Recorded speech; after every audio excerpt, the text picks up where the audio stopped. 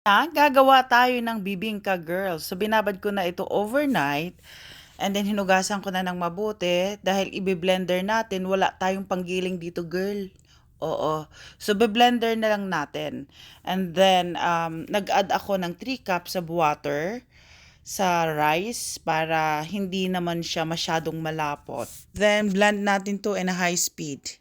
Ito na nga ang ating giniling na rice. Then dito, prepared natin yung ating 1 tablespoon of yeast, half teaspoon of salt, 4 tablespoon of baking powder. Ayan, girl. Dito naman, ilalagay ko yung ating sugar. 2 cups of sugar lang ang gagamitin natin. Make sure lang natin na hindi masyadong thick ang ating blended na rice kanina. Otherwise, mag-a-add tayo ng half cup of coconut milk. Then, add na natin tong ating 2 cups of sugar, 1 tablespoon of instant yeast. Mix lang natin to hanggang sa maging incorporate ang kanyang texture. Set aside lang natin tong ating salt and baking powder. Pa-rice lang natin to ng 20 minutes and then tatakpan natin ng saran wrap. Dito sa ating pan, ilalagay ko yung ating 4 cups of coconut milk. Palalaputin lang natin to hanggang sa magkaroon na siya ng oil bago i-transfer natin doon sa ating mixture para mabangong mabango ang ating bibingka girl. Mixing lang para hindi siya masunog ang ating coconut milk dyan. Ayan.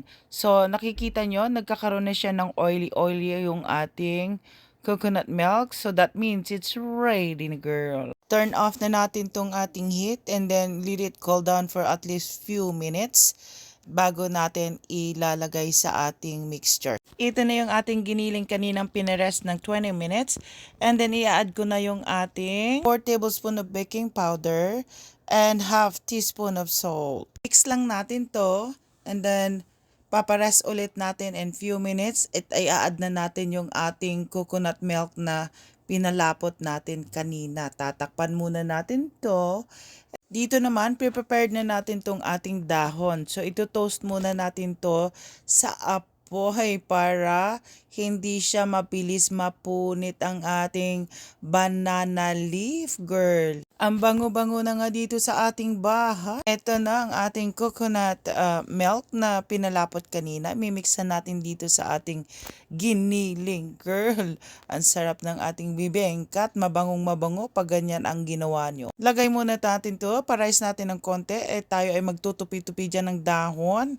So, hindi ko alam kung paano natin magagawa yung iba dyan at punit na ang mga dahon, girl. Wala tayong hulmahan, kaya ang gagamitin natin yung ating cupcake molding or molder. O, di ba? Pwede na rin yan. Para-paraan na lang, no? O, di ba? Ganda ng dahon niya. Hindi ma-perfect. Ilalagay na natin dito sa ating cupcake molder. So, struggling to, girl. Pero malalaki yung molding ko. Ayan o. Lalagyan natin dyan. So, lalagyan na natin ng ating bibingka. Excited ako, girl. Lagay na natin ng bibingka. Diyos ko. Ito na nga, itatransfer na natin to sa ating molding. Ayan, girl. Naku, excited ako dito. Ano ba yun? Ito yung aming recipe ng aking mother Lily. Pag nalagay mo na nga pala sa ating molding, pwede na natin i-direct sa ating oven kasi naparice natin siya ng mabuti. Pero it's up to you kung gusto mong iparice pa and then bago mo ilagay sa oven natin. Yung ating rice pala na giniling kanina, ginamit ko 4 cups of rice. Kahit anong rice pwede mong gamitin. Lang yung ating glutinous rice. Nakagawa nga pala ako dito ng 22 pieces of bibingka, girl. Dito sa ating second batch ng bibingka, lalagyan natin ng cream cheese. Ayan yung ating nilagyan ko ng cream cheese. Cream cheese. Cream cheese. So habang hindi pa siya luto. Ayan ang status ng ating bibingka. Ayan, luto na ang ating bibingka. Bibingka, girl. Ito, pure rice bibingka. Ang bibingka, Ayan na. Ang ganda ng bibingka, girl. Very moist. Agwa, bibingka. Sarap! Bango.